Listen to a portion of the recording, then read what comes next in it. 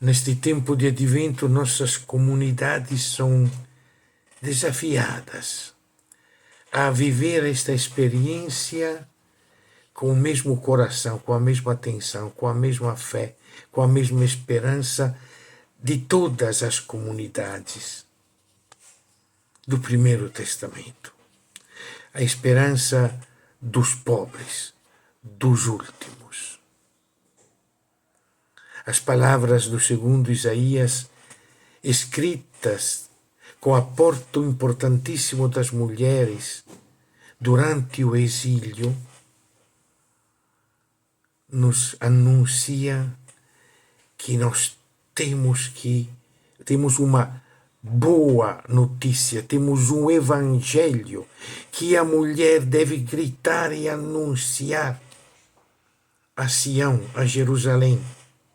E o evangelho que deve ser anunciado é que Deus quer consolar o seu povo, quer cuidar de quem está na aflição, está do lado de quem está oprimido.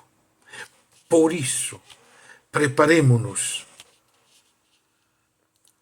nesta situação de deserto, de fadiga, preparemo-nos, abramos o caminho ao Senhor que vem.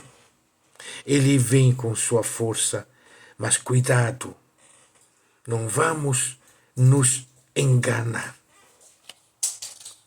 Por isso que Marcos começa seu evangelho justamente dizendo início do evangelho de Jesus Cristo, Filho de Deus.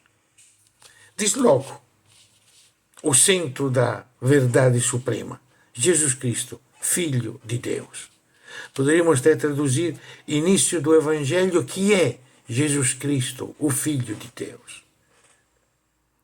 Só que esse Filho de Deus, nós vamos vê-lo na fila dos pecadores.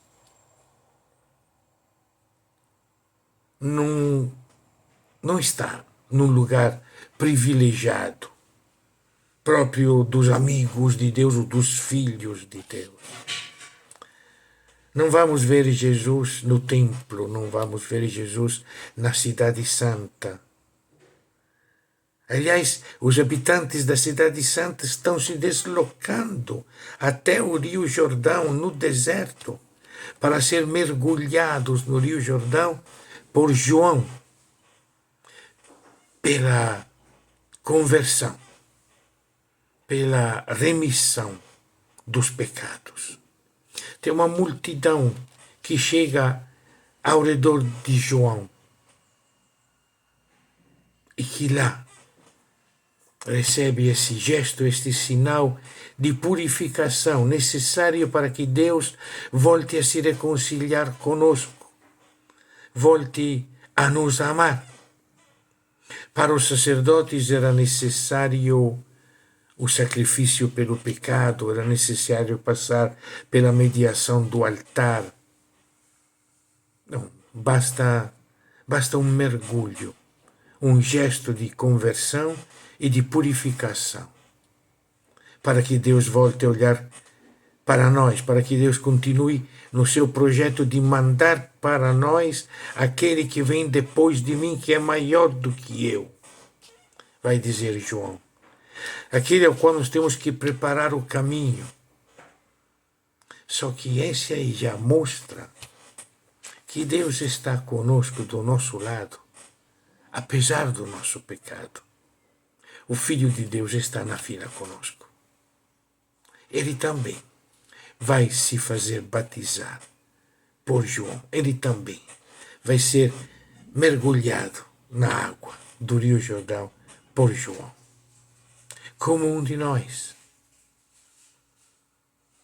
Como qualquer pecador, ele não despreza os pecadores.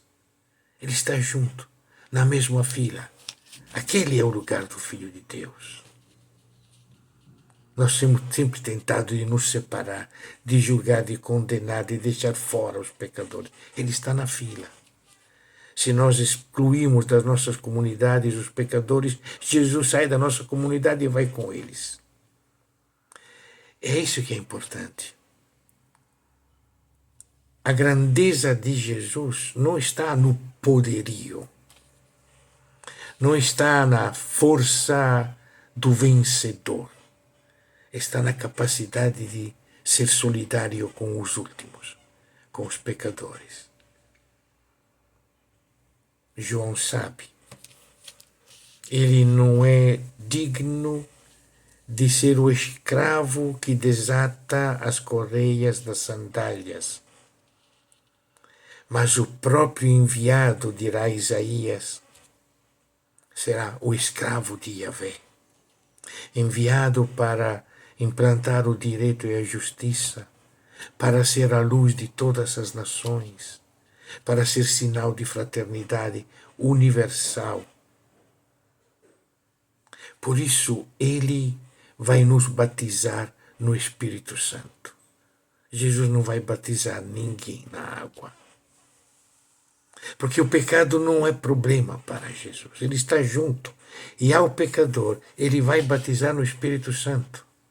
E o batismo no Espírito Santo é entregar ao pecador, aquele que se reconheceu errado, fraco, pobre, a tarefa, o serviço.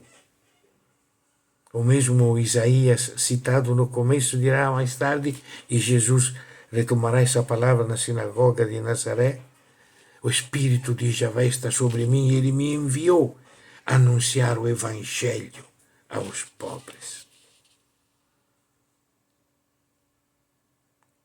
Batizar no Espírito Santo. Jesus não fará com água. Jesus vai dizer: venha atrás de mim. O reino de Deus chegou. Vou fazer de vocês pescadores de gente.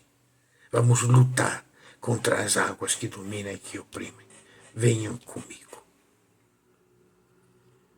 Esperar e acreditar que Deus que se faz história na nossa história, de Deus que se faz carne com a nossa carne, é para que nós sejamos batizados, mergulhados no Espírito Santo, os protagonistas da construção deste reino, que já está aqui. Já está onde estão os pecadores.